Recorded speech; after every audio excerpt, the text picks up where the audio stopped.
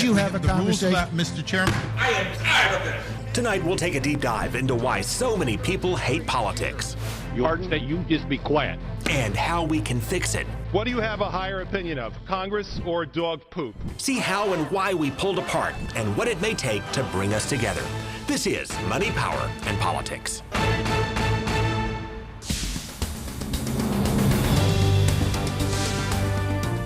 Both sides are ashamed of what's happened to our government and our national discourse. And you're about to hear from Republicans and Democrats who regret what they've said and done in the heat of battle.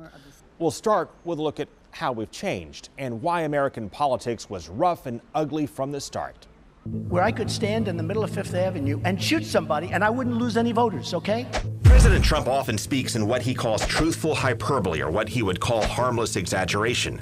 But his quip about shooting someone would have carried a very different meaning in our nation's early years, when a vice president shot and killed our first Secretary of the Treasury, when many politicians settled their differences with gun or sword duels. Even a young Abraham Lincoln once agreed to a duel.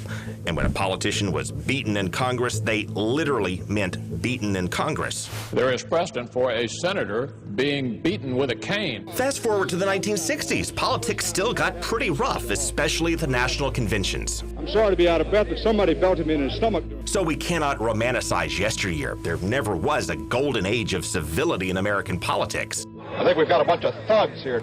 There is an awful mess in the aisle here. But through the years, politicians figured out how to disagree without being disagreeable. And that age of respect and relative civility peaked in the 1980s with President Ronald Reagan and House Speaker Tip O'Neill.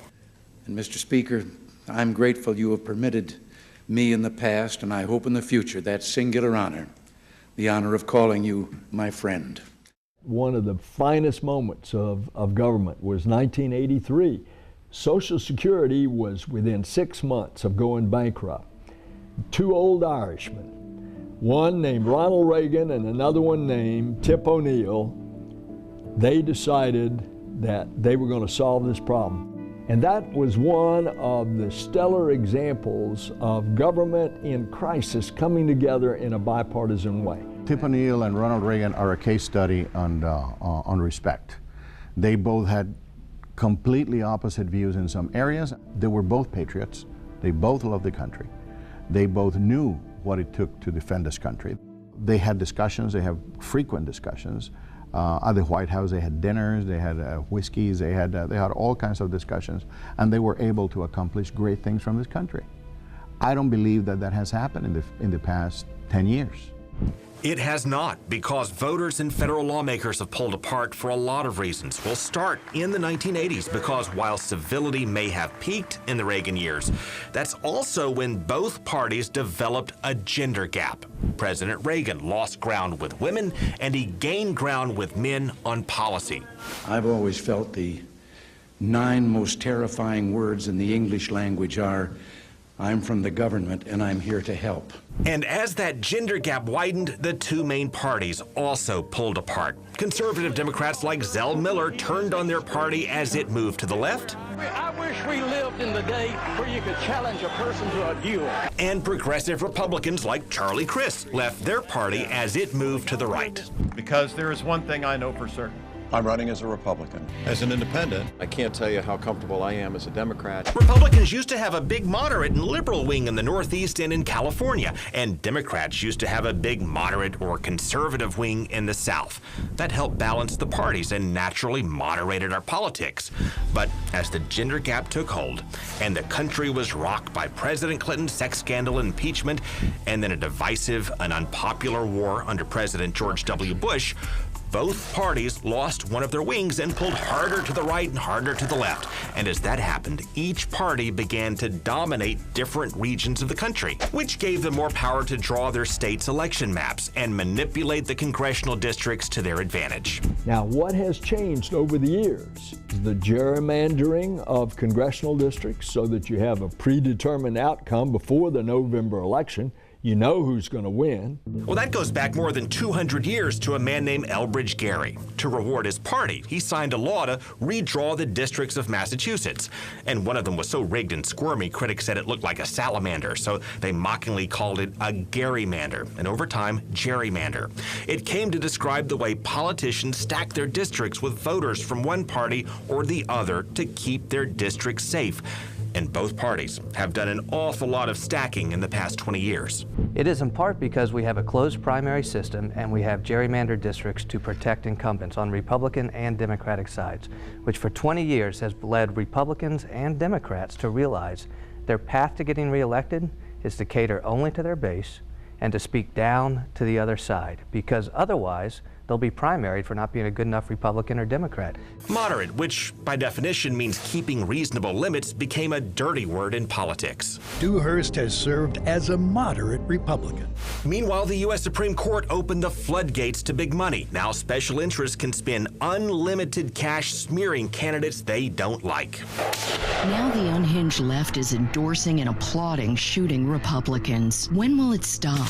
It won't if John Ossoff wins on Tuesday. I honestly believe that the bulk of the vitriol that you hear in politics today is predicated by special interest groups who have stuff at stake.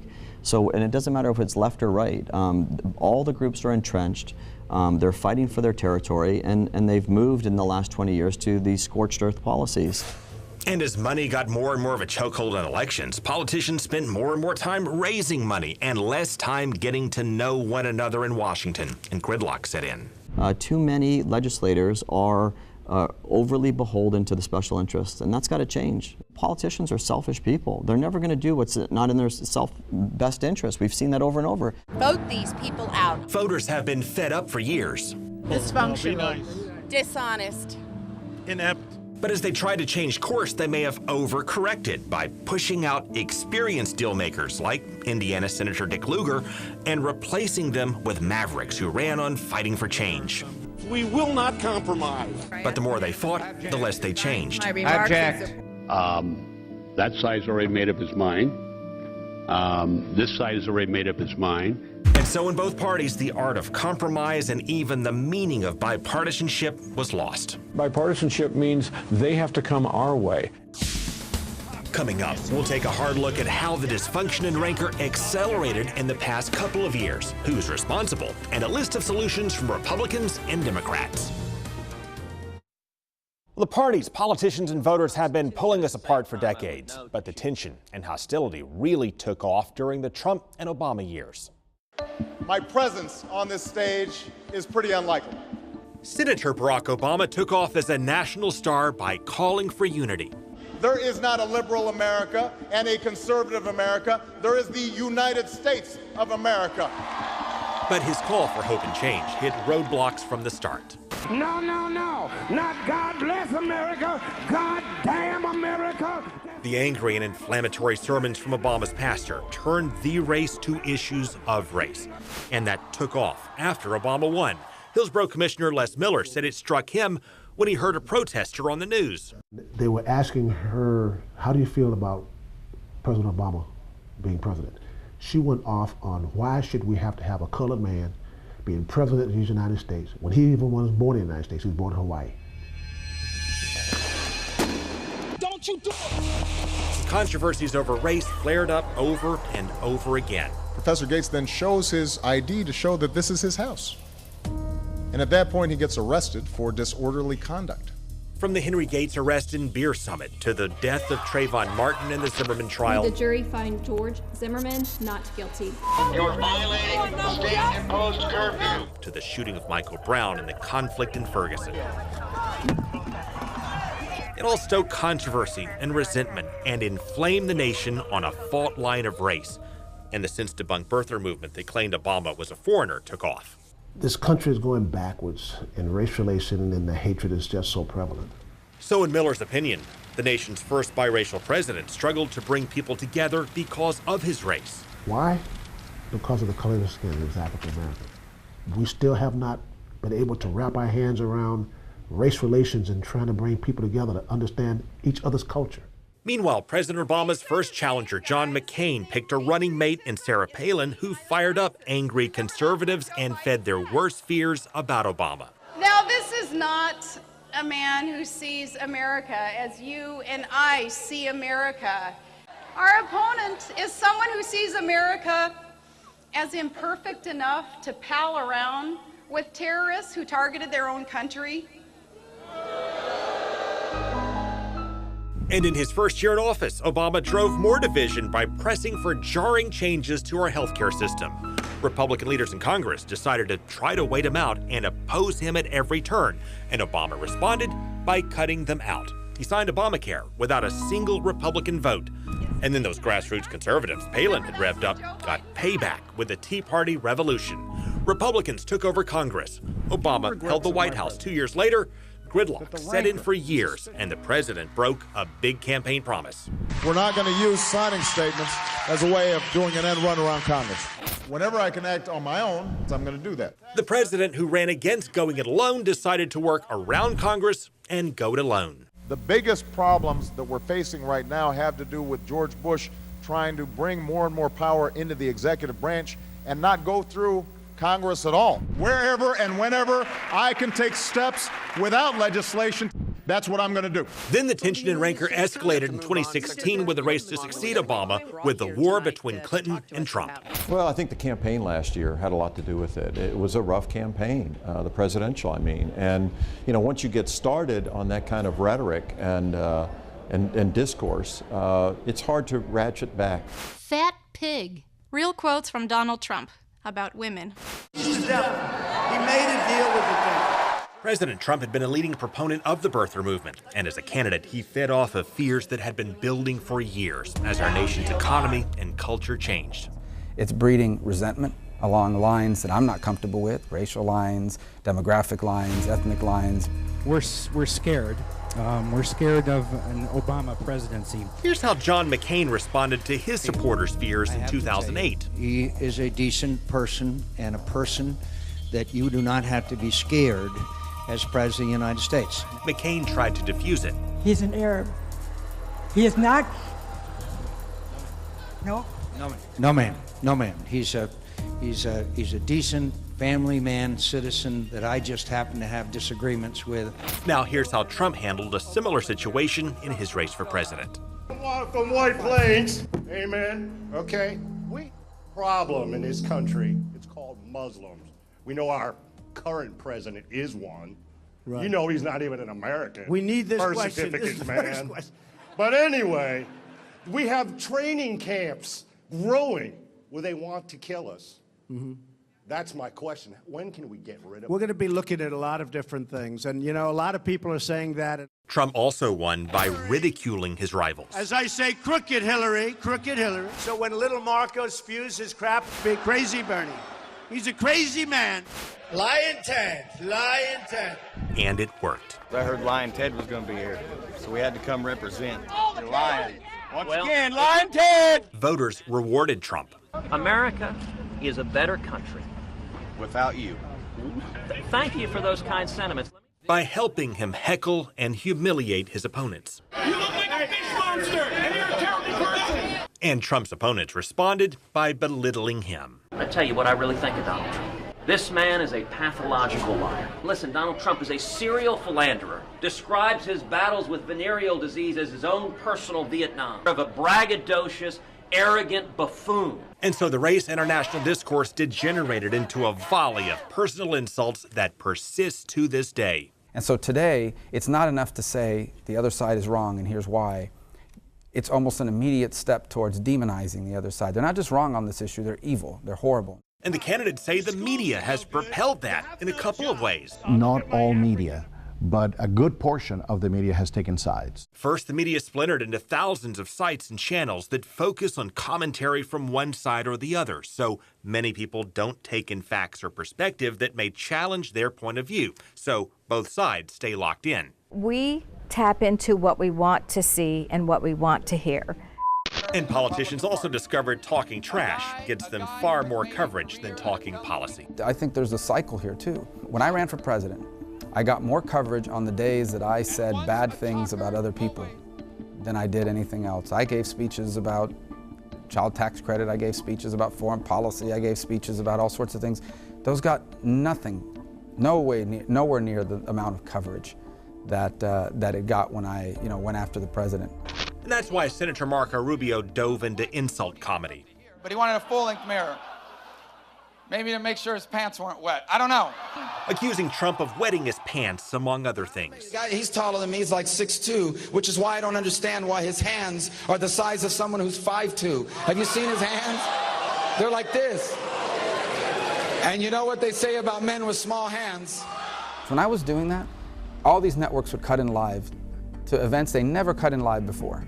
That sort of conflict drives more ratings. People have figured that out, and that's how they get on television. Politicians get that. They recognize if I want to be on the news, I need to say outrageous things, and so it feeds into it. Do you regret those insults back and forth, the tit for tat? Yeah, and I said it at the time because it's not who I am, it's not why I ran. I felt that for that brief period of time, I wasn't running the kind of campaign that I wanted to run, and it wasn't who I am or who I endeavor to be, and I thought it embarrassed my family and my children, which is something I never wanted to do. Coming up, the rise of Facebook, fake news, extremists, and trolls.